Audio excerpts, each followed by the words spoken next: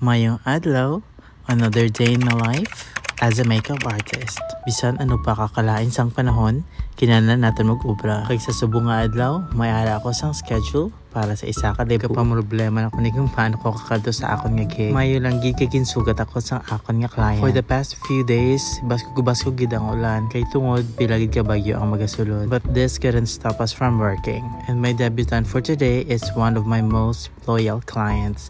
Cristel, kag pag-abot ko naghingagaw gid ako diyan sang setup kay medyo late na kita for a few minutes. Kag diri kita nag-setup sa daycare center which is located just beside the venue ang ilang gymnasium.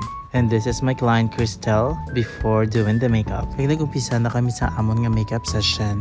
Kag ang ako nga hairstylist today is Kian. And the makeup look we're doing is just fresh and glowy.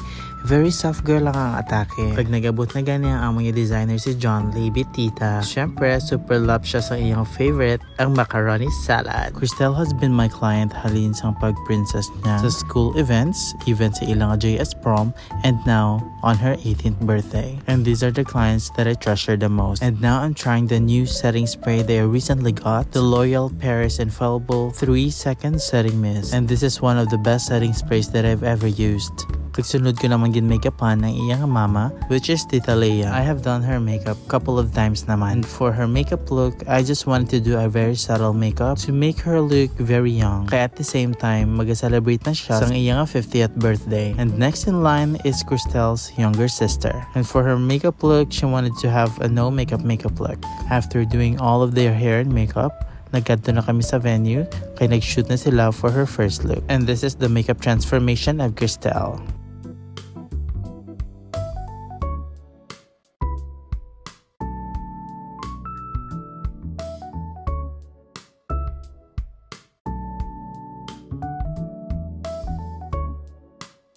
Kag pagkatapos ng debut ni Cristel, nagdiretso na kami kanday Asi kay birthday niya man subong. So always remember #BeBeautiful inside and out. Bye-bye!